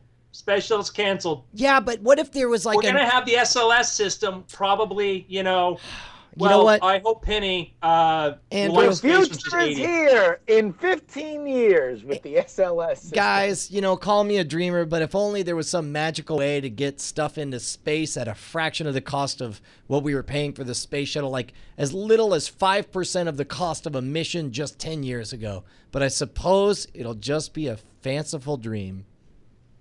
Well, Brian, it's science fact. So you're saying that like is this a possibility for NASA now? Is NASA looking at this as a serious possibility? Do they want to put these things up? This is, if it's not if this month has not been like NASA, whoa, we just found ourselves an Outback gift certificate. Okay. This is We didn't know we basically like- had. How much can we This sell is this like- on like eBay the- for? But we gotta rethink things. Now you have NASA is like, they asked SpaceX a while ago to come up with their own plan for a super heavy lift rocket that would be like able to take an entire Mars mission out there, because NASA realized if they had to use conventional contractors like we're expected to use with the SLS program, it's going to cost tens of billions of dollars. If they can go to Congress and say, hey, SpaceX will bill us for $2.5 billion, now they can go to Congress and say, hey, we got these telescopes over here, and SpaceX says they can launch them for, X.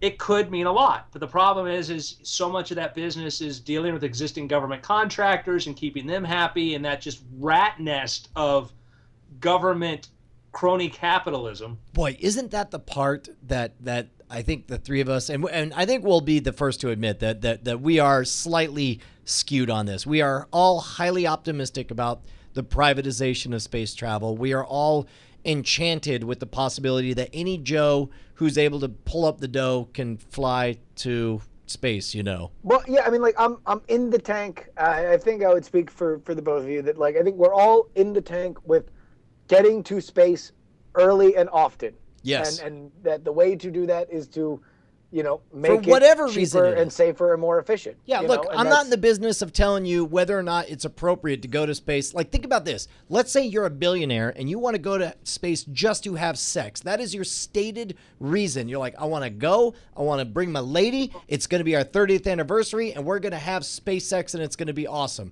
By the way, Brian, you just explained Richard Branson why he's doing Virgin Galactic. Well, exactly. Yes. But He's going to be the first. well, there are rumors, Andrew. He's going to be the official first. I was about to say there are rumors. Let's just because say he's gonna take pictures. Let me just, he's gonna live stream it and charge you big bucks. Let me just say, who's the couple? There was a man and a wife who had been married the week before they went up in the shuttle. There's no way you're not telling me there was some space cowboy action going on up there. The hard part is like you don't have private quarters in the shuttle. Yeah, You don't even have a shower. You don't even need to hang a sheet up. You just hold a sheet up and then let go, and it stays there. It is entirely possible. The problem is like the shuttle is like maybe I'm saying all I'm saying is that it is if it was done, it had to be a planned thing they were going to do, like one of the space missions. It's not like they would sneak off and do it, and nobody else would know what they were doing. Did you ever read Grapes of Wrath? There's this moment in Grapes of Wrath as they're on their way to the West Coast. Whenever two astronauts are banging in space, Ma, look for me. I'll be there. So it's like the teenagers, the boy and the girl, are definitely doing it in the car. And then it's like, if you do the math, there are 14 people in this Model T. And so it's like, I guarantee you, man, they're doing that. That stuff's in space, Holmes. How can you not do that? I hear All right, it. well, yeah, sorry, we got kind of sidetracked on the SpaceX thing. So here's the thing to think about. One of the most exciting things that's happened in the last decade and frightening, is the realization of how many near-Earth objects there are. Oh, yeah. There are asteroids. There are like 1,000 asteroids a kilometer or larger that come very close to the Earth, like as near, within distances that we'd consider almost lunar distances. When I think too much about it, I get roid rage. It's terrible. There's asteroids 20 kilometers across that would be easier for us to get to than the moon, because you don't even have to land on them. You just kind of dock. The Dragon could touch one of these and then take off. Okay. Now, just to think about our place in space, I pulled up the Wikipedia for near-Earth objects and looked up historic impacts. Okay, so we all know about Tunguska. That was in 1908 when a stony asteroid, this is based on what we believe now, exploded over Tunguska with the force of 10 megatons of TNT. Okay, you can still see remnants of that damage, and for years, flattened trees everywhere around there, okay? 1979, the Vela incident. 22nd of September 1979, an event was recorded near the junction of the South Atlantic and the Indian Ocean. Some people thought maybe it was a low-yield nuclear test, but it was also initially thought to be the possible impact of an extraterrestrial object. The event, which has been known as a Vela incident, was identified by Defense Satellite Orbit. It triggered multi-year investigations by several organizations which could not conclusively determine if the explosion was nuclear or non-nuclear. Okay? Wow. So that's 1979. 2002, Eastern Mediterranean incident. On June 6, 2002, an object with an estimated diameter of 10 meters collided with Earth. The collision occurred over the Mediterranean Sea between Greece and Libya at approximately 34 degrees north, 21 degrees east, and the object exploded in midair. The energy release was estimated from infrasound was equivalent to 26 kilotons of TNT, comparable to a small nuclear weapon, the kind of thing that if it went off in New York City, we'd be like, humongous. We would go to war with space. And you're like, all right. 2008, Sudan. Scientists calculated that a smaller asteroid just sighted that night would impact the Earth they just saw it that night, and they're like, holy crap, this thing's going to hit, okay? It impacted the Earth over the Sudan. The asteroid arrived as predicted. This is the first time an asteroid impact on Earth has been accurately predicted. However, no reports of the actual impact have been so far published since it occurred in a very sparsely populated area. So Sudan's messy. Nobody's been able to actually go out there and see where it hit. But we saw this thing. We said this thing's going to hit, and watched it come in, okay? Holy Indonesia, God. 2009. Fireball was observed in the skies near Bone, Indonesia on October 8. This was thought to be caused by an asteroid approximately 10 meters in diameter. That's 30 foot, folks. The fireball contained an estimated energy of 50 kilotons of TNT, twice the size of the Nagasaki atomic bomb. Exploded. Whoa! Well, now hold on, but Nagasaki, I mean, look, we've advanced quite far in our ability to blow crap up and ruin the world. Oh, Brian, that makes it so much better, because when you look at the photos of what happened over Nagasaki, if that happened in a city today, that wouldn't happen, because now we make all of our city buildings out of magical materials that won't be flattened. Yes, that's my point. Brian, my point is not that we have better nuclear bombs now. No. My point is, let's say that once a year, a rock that blew up with the size of a Nagasaki level explosion, or twice. Let's say it happened twice a year. Every year, I think about how much of the planet is covered in water, and you don't care if that blows up. Then think of how much of the planet is uninhabited. And it's like, it would be annoying to have a bunch of trees knocked over, but you get like maybe 3 farmers would get killed or whatever. like the odds of actually hitting the odds of an actual Armageddon type experience are so, if you'll pardon me for saying, astronomically low that I don't know. I'm optimistic at that level of destruction. Now, however, you tell me a 20-mile, if it's, or that was another thing that insulted me about Armageddon. It's the size of Texas, sir. There's no, an asteroid the size of Texas would be the end of everything, period. Nothing we could do about it. So let's go look at some near misses, Brian. All right, go for it.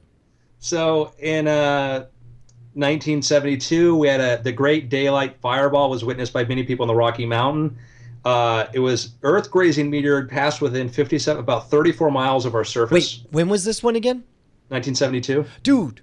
No, okay, I'm thinking of a different one. So wait, this is like, and this the thing about the asteroids is the asteroids are like the planets that we find. They all get like stupid, jumbly, word and letters and numbers names. So like, they don't call them like March Satan's 23rd, tickler. 1989, a 300 meter. That would be a 1,000-foot diameter. The Apollo asteroid, diameter Apollo, so the 4581 Asclepius missed the Earth by 430,000 miles, passing. Okay. You go like this, and that's twice from here to the moon, right? Bro, look, here's the problem, man. It's like, why are you getting bent out of shape about this? It ain't like we could do anything. Through where the Earth was 6 hours before. What are we going to do? Why are you not afraid of catching Ebola? You can't do nothing about that either. I am, and I know. So you're terrified of everything. You're that guy in the glass box.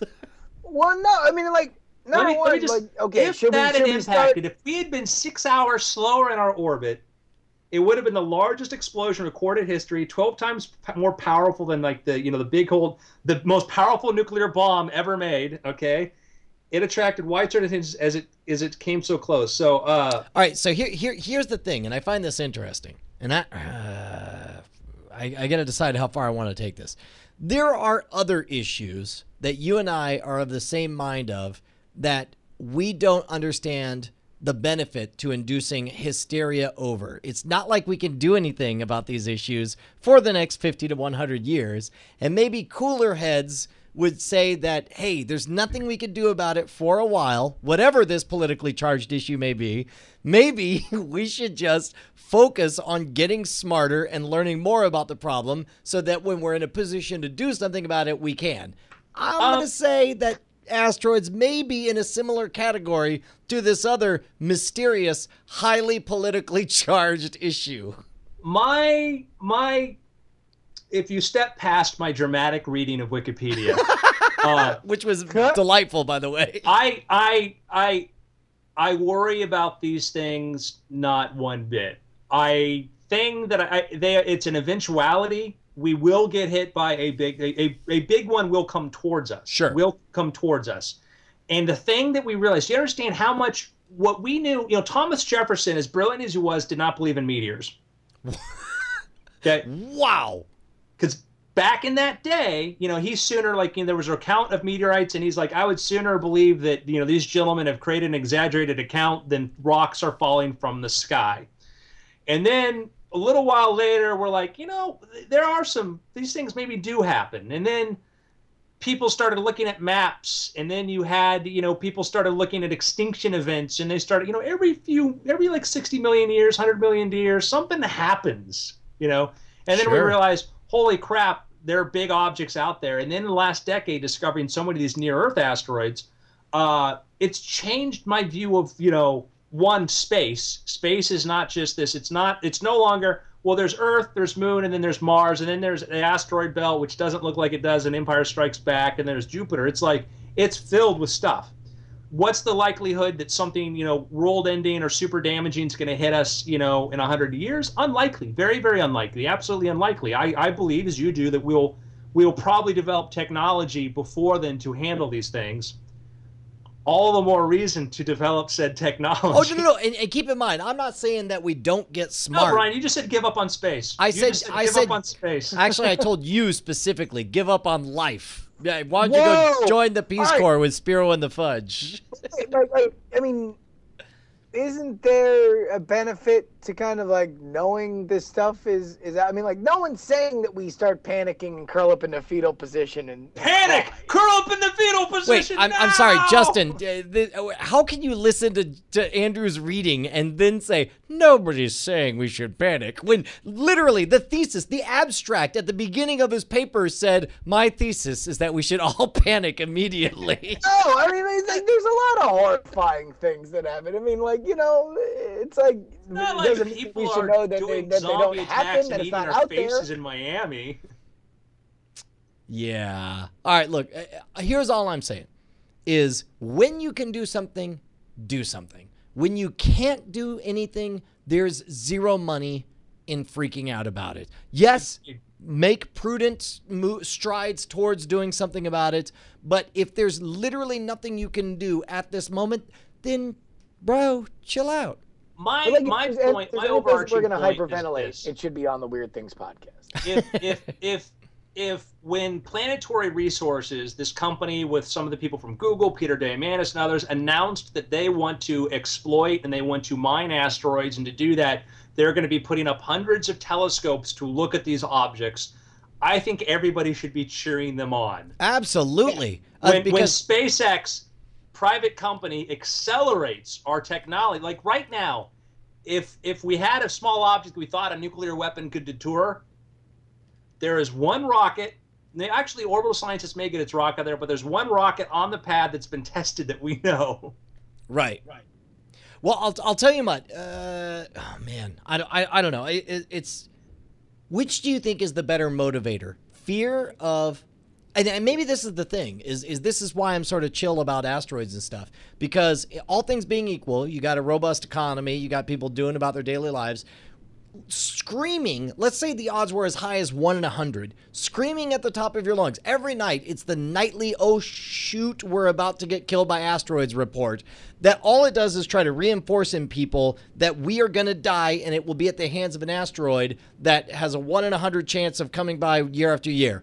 That never worked. No, I think that's a horrible idea. But you say, maybe there's gold, platinum, Well, maybe. what I'm saying is that for many How of us, long to we are go? motivated by the platinum and the potential of space exploration, but there are still people going, I don't know, it's the privatization of space. Oh God, I'm so done with that. You know what? Do you want to know what the privatization of space travel looks like? It looks like Han freaking Solo. So if you're against privatization, you're against Han Solo and Chewbacca. That's, well, I guess Chewbacca, maybe you should be against that because that's kind of close to slavery. Life debt, I don't know, kind of sketchy. Well, that was a thing he chose because Han Solo in the original version freed Chewbacca when he was an Imperial slave. Yeah, okay, freed you to work for me instead. All I'm saying. It was No, Chewbacca's Chewbacca's choice. just like, I mean, what am I gonna do? You know, on Kashyyyk, it stinks. Everybody smells. It I stinks. might as well go out on this adventure. All of my loved ones are there. I it'll be a pain Have to you get back seen from my Life wife? Day. Come on. I mean, like, I'll stop by. I'm not saying I'll never see him again. I live like 800 years. Yeah. How about I spend a couple of decades tooling around with this scumbag? This crazy contraption. think about- Right. think You about see that. what happens when he goes home? We get the Star Wars Christmas special. So think about this. Maybe the reason he was so quick to give up a life debt was just like, what are you gonna live? 20 more minutes? Yeah, sure, a life debt. Whatever. Like when you live 800 years, they're like, what? Yeah. I don't know. What's 50 I'll be years? back the for idea when dinner. like he was like Han Solo was frozen in carbonite. Chewbacca's like, so it's off now, right? I'm good. I'm good to go. I can go now. There was that scene at the beginning of Jedi that was cut where Chewbacca's like at a casino and gets like a tap on the shoulder because Luke's contacted the concierge and informed Chewbacca that he needs to get back in action. It's just him with two nubile ladies on his lap like throwing dice. 2 shag carpets. So, Brian, I think we're very much in agreement on this. My point was just like, if there are people who are not motivated by, I don't know, the single largest economic boom in the history of man that could last thousands of years and spread us to interstellar distances, you're all going to die. Yeah, we'll hit you at both ends, bro. Yes. We are pro SpaceX. Both pronunciations of that phrase. Yeah, and I'll tell you what, the boom is here. You know, which also applies to both pronunciation of SpaceX. Oh yeah, lower the In fact, boom, that's got to be baby. This is a rebranding effort. It's got to be Space Sex, and the tagline has to be "The boom is here." So, yeah, like yesterday I'm on Twitter and I go, "Have you guys noticed if you say SpaceX really fast, it sounds like SpaceX?" And everybody's like, "Yeah, we already discussed that in the chat room. Yes, we already know this. Everybody knows this. You're the last person to know this, Andrew." I would say the latest person to know this. No, I'm probably the last guy. You will be the last. No one will realize I'm wearing a SpaceX shirt, and I don't realize this. So, we got a sponsor, bro? Yeah, well, I'll tell you what. We have. I would like to remind everybody that the brand new book from Andrew Mayne, Hollywood Pharaohs, available now on Amazon. Listen, you're gonna want to go over there and find out what all the fuss is about. Just nothing but 2 scoops of 5-star reviews pour in every single day from happy readers for Hollywood Pharaohs. So head on over to Amazon. Pick it up right now, and I'll tell you what. Justin, enough about my book, which is the #3 rated mystery on all of Amazon right now. The #3 best rated mystery. Enough about that. Yeah, and would you please stop talking about how it's only 99 cents yes. and people Let's clearly stop love talking it? about that. And yes, it is rated as the 3rd best out of every single mystery book on Amazon right now. Full Until stop. somebody out there decides to vote me Kindles, down. Please don't do that. picture books. But let's go to a sponsor, like a real sponsor, like maybe somebody with PortCon Maine. Oh my gosh! Can I tell you how great PortCon is? Do you know? Your friend of mine, when Patrick Delahanty helps to put on one of my favorite. It may be my 2nd favorite convention nationwide, and I'm including Dragon Con in that. No offense to you, Patrick, but Dragon Con is pretty sweet. But if you are in the Northeast area, you got to come out to PortCon. They've got amazing voice actor talented guests. I'm going to be doing a live stage show there. I'm going to be hanging out for the Brian Brushwood after show. Essentially, it's a live version of the old school BB Live show that we used to do. It's going to be right there in Portland. It's going to be amazing. It's a celebration of geek culture interests, including anime, gaming, science fiction, costuming, fantasy, video gaming, Boffer Combat, steampunk, and more. That's June 21st to the 24th. Folks, it's coming right up. You can do PortCon. And meet me. You can meet of the Weird Things podcast, Brian Brushwood, live in person. So that's South Portland, Maine. PortCon, Maine. Look it up. All right. You got any picks? I got a pick. I got a pick to pick with you, sir. Uh-oh. I'll pick, and I'm going to go ahead and pick the last episode of Game of Thrones. I very much like this season. Dude, how great. Tell me you watched it, Andrew. What was this? Game of Thrones. I haven't heard of it. Agame of Thrones. No, I kind of like, I don't like awesome. Like when things are like really well written and awesomely acted and really compelling stories and things that are done such a sense of scope and scale that I haven't seen since probably watching The Lord of the Rings and the movie. Why would I want to watch that? I'll tell you why. Ew. Because they don't. And it's very scientifically inaccurate too. Justin, I got a question for you, buddy.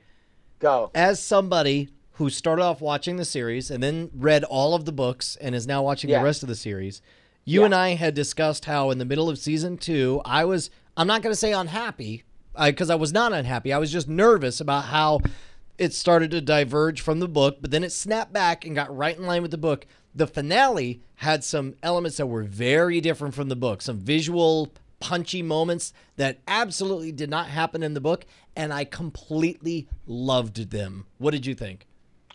I picked this book so I could pick a fight with you, hoping that you would not have liked it. And are you kidding me? Why would I have not have liked it? That was amazing. Because that's your thing. You're like the I don't want to change the book guy. But they didn't. They kept to the heart of it, and they told the story. No, they that did. mattered. They did. I thought watching. I mean, the second book is my favorite of the books, just because I'm very much a big fan of Tyrion in political situations, and that is the book where he is the most kind of in power wielding, and all of a sudden you see sort of Tyrion, this person who has always been displaced and always been kind of fighting and making his own way, all of a sudden sort of gets plugged into the exact position where he can be the most powerful person in the world, and demonstrates why he's good at that. So I very much love that book. I love the season. I can understand that, you know, there were a few people, you know, or a few issues that people had with little divergences, nips and tucks here and there, including what happened in the finale. But you know, I think it's exactly what you would hope when you have a great source material and you have a creative team that wants to do right by it. They've made it its own thing. It lives and breathes by itself, much like what Andrew said, that the Lord of the Rings movies lived apart from the books, while still telling, you know, taking away the most important parts